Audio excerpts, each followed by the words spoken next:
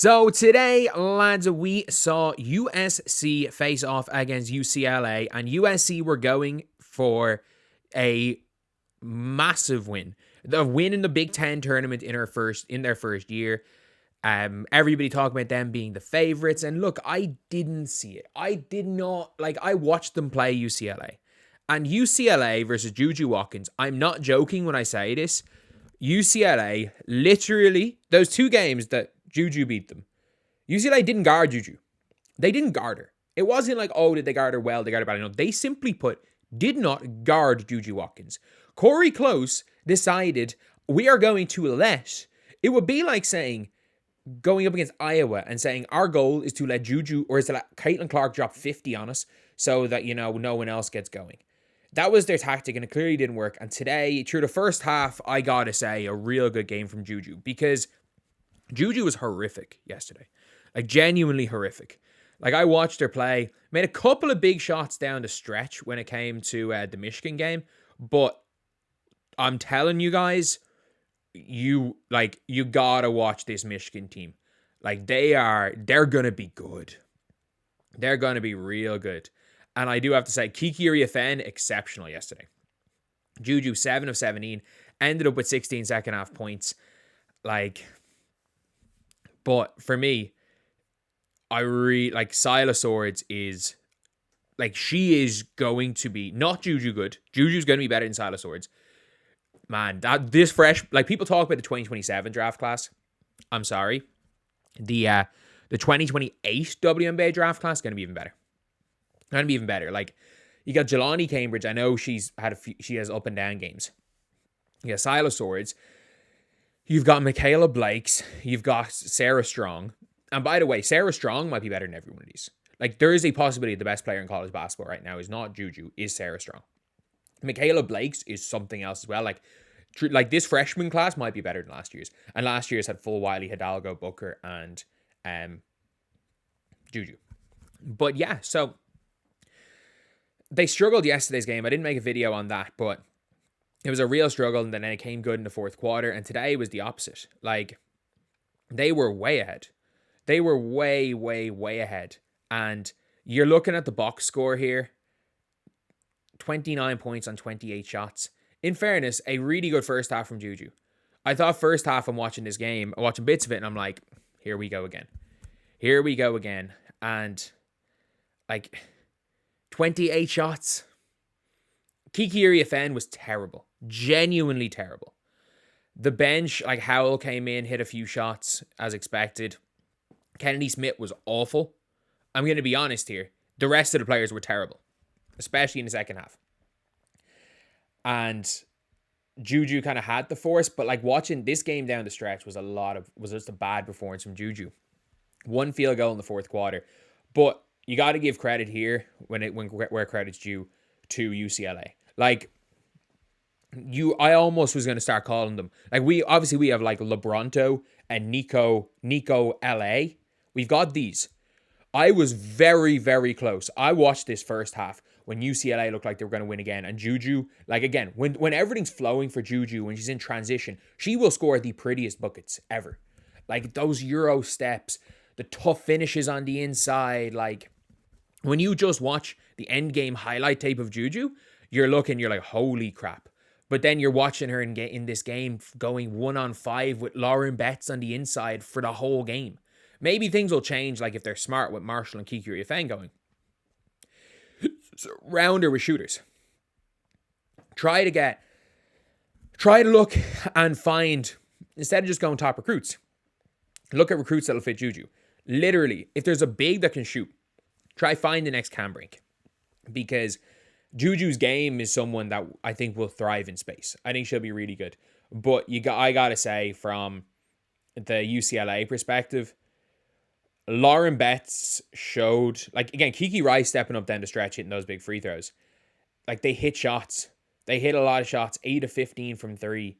I'm actually, ironically, I actually think she could be, Dugalich could be a player that could make an impact at that like next level because she's got size. She can spread the floor.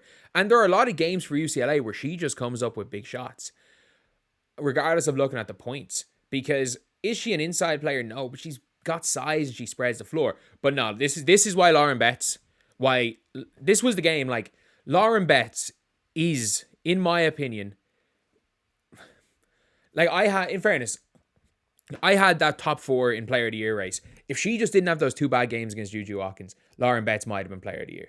This is the Lauren Betts that was one of the front rows player of the year. This is the Lauren Betts that was the number 1 recruit. This is the Lauren Betts that, who obviously she went to Stanford, didn't work out. She chose UCLA over Iowa. This is the Lauren Betts that I stand by. Had she gone to Iowa instead of UCLA, she would not only have won a national championship last year, obviously. Like, imagine you add a better Camila Cardoso to Iowa. That's basically what Lauren Betts is. Imagine you add a Camila Cardoso who seals better, who makes himself bigger, a better Camila Cardoso. Obviously, Iowa in the game. The reason why Iowa lost the game is because Cardoso literally grabbed every single offensive rebound. Anytime Iowa got a little bit of a lead, they drove in, just threw the ball in the air, and Kate Martin was guarding Cardoso. But you add Lauren Betts to that team, they were unbelievable. But Lauren Betts in the 2026 draft, it's going to be, for me, it's probably going to be between Tania Latson and Lauren Betts for that number 1 pick. Flau'jae, depends on what type of senior season she's had. She obviously was a player that excelled in LSU's really weak out of conference schedule. Once they got into the SEC play, she was good. She was good. That's all I'm going to call her, was good. Not like potential number 1 overall pick good with Flau'jae. But Lauren Betts was superb today. Absolutely superb. And then, I don't know how good her sister is next year. But like, if you look at this UCLA team, you would have to assume that that that Janiah Barker's coming back. There is no way Janiah Barker is going to the draft this year. Again, she is one of these unicorns that, like, if all goes well, super high potential, could be unbelievable. But you would assume that she's coming back. Like, if Janiah Barker comes back, you get Lauren Betts' sister in. You lose, like, Dugalich, and you're UCLA. If you do have a good championship season, like, you can find, I think you can just put guards around Lauren Betts because of how dominant Lauren Betts is on the inside. Like, if Lauren Betts was in this year's draft, you're looking at Lauren Betts in that conversation at 2. You are. Maybe not for Seattle because of Ezi Magbagor, but you are looking at Lauren Betts in that conversation around 2-3. Like, if Lauren Betts was in this year's draft, she would be going to the Washington Mystics. Let's just make that clear. Like, Lauren Betts is not falling past the Mystics. They're taking Malonga, they're taking Betts, and they're taking probably Sonia Citron. Because in Kiki Iriafen's defense, she was awful today. Absolutely awful. But, like, they don't beat Michigan without Kiki Iriafen. Like, I know you look at the... There are some people who believe...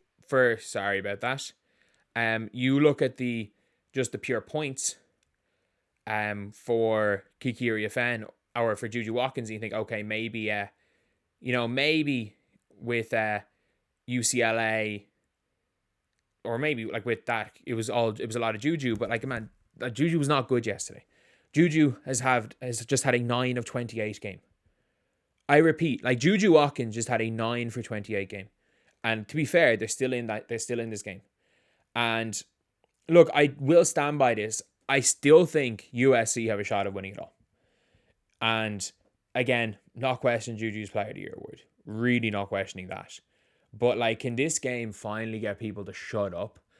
And because this was the game where everyone's like, oh, she's better than Caitlin Clark. She scored more points in her first 2 seasons than Caitlin Clark. Caitlin Clark literally had a lock. She had a COVID-shortened season.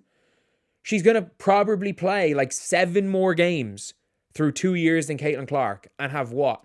Like 100 extra points? 150 extra points? Which still means she's going to have to average 30 a game for her last 2 years of college and make back-to-back championship games. She's literally going to have to average 30 points a game while making back-to-back. Like, look, the scoring record's not happening for JuJu. Unless JuJu puts up 30 shots a game. And, yeah, like, that's just not a great performance. But again, I'm expecting a bounce back. I'm expecting a bounce back game, but at least we can finally stop the argument. And it's the dumb argument. Not the argument of JuJu Watkins has more potential than Caitlin Clark, because you can make an argument. Not the argument that through 2 years, JuJu has been better than Caitlin Clark, because that's an argument to be made. There's a conversation to have there. But the argument that if you put a 19-year-old JuJu Watkins in the WNBA this year, that she would be top 3 in MVP voting, because that's not just not true. It's just not true. It's just not happening. But anyway, yeah, that's the video. Thank you guys for watching. Please like, comment, and subscribe.